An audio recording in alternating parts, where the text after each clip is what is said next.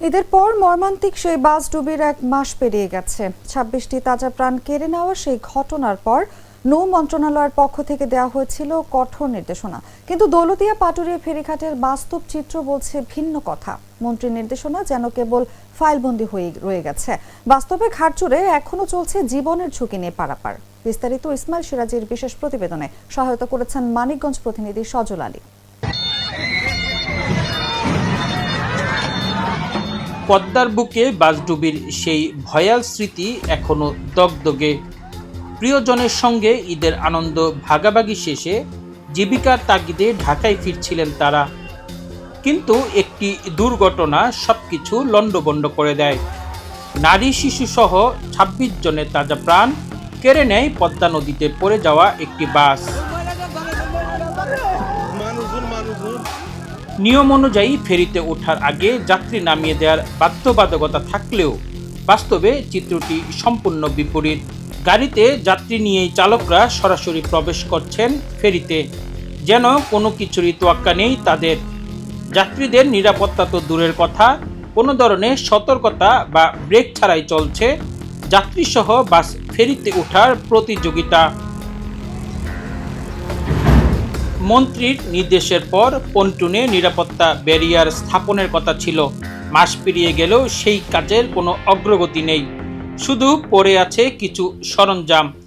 কিন্তু ক্যামেরার উপস্থিতি টের পেয়েই শুরু হয়ে গেল তড়িঘড়ি করে যাত্রী নামানোর সেই চিরচেনা নাটক।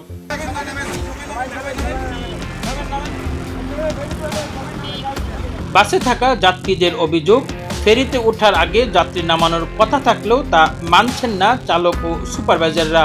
আসলে আমাদের এগুলো অসচেতনতা, আবার তারাও আমাদের কোনো ধরনের নির্দেশনা দেনে যে আপনাদের নামতে হবেই, তারাও কিছু বলেনি। আমরাও আসলে নামার দরকার ছিল, এগুলো আমাদের আসলেই ভুল।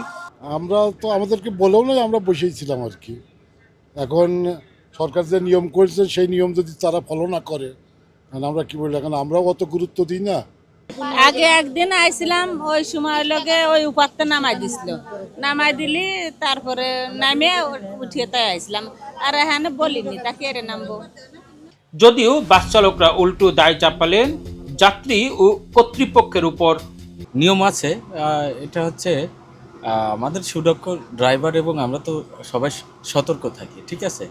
আর যেটা অনাকাঙ্ক্ষিত ঘটনা ঘটে গেছে, এটা তো একটা দুর্ঘটনা।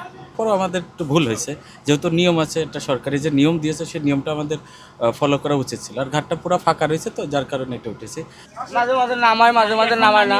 এখন তো নামায় নাই, এখানে তো একটা নির্দিষ্ট লোক থাকা দরকার। ফেরির যে লোক আছে, ওরা একজন যদি এখানে থাকে তাহলে ভালো হয় না। তবে খোদ ঘাট কর্তৃপক্ষের দাবি, তারা সব নিয়ম মেনেই কাজ করছেন। যাত্রী নিয়ে ফেরিতে বাস ওঠার বিষয়টি অস্বীকার করেন পাটুরিয়া ঘাট কর্তৃপক্ষ। তা আমরা 3 জন গ্রুপের অফিসার আছি, 3 গ্রুপের 3 জন। আমি শালম গ্রুপের অফিসার আর কি। তা আমার ডিউটির সময় পর্যায়ক্রমে সবসময় মোটামুটি আমি চেষ্টা করি, উপরে যখন বাসটা আসে সাথে সাথে আমি সুপারভাইজারকে ডাকি, ড্রাইভারকে বলি ভাই বাসটা রাখেন। এবং মোটামুটিভাবে বলতে পারেন যে 90% উপরে ইনশাল্লাহ আমরা এই ব্যাপারের সার্থক। আমরা দায়িত্বশীলদের এমন দাবি আর ঘাটের বাস্তবতায় ফারাক যোজন। সংশ্লিষ্টদের কঠোর নজরদারি আর চালক যাত্রীদের সচেতনতা ছাড়া ফেরিঘাট যেন এখনো এক আতঙ্কের নাম। ভয়াবহ দুর্ঘটনার পরও টনক নড়েনি কর্তৃপক্ষের। নিষেধাজ্ঞা অমান্য করে যাত্রীসহ ফেরিতে উঠছে বাস, যেন দেখার কেউ নেই। পাটুরিয়া ঘাট থেকে ইসমাইল সিরাজি, জাগো নিউজ। ইউরোপ, এশিয়া, আমেরিকা যেখানে যাই, বিশ্বের 145টি দেশে আজ ফ্রুটো পাই।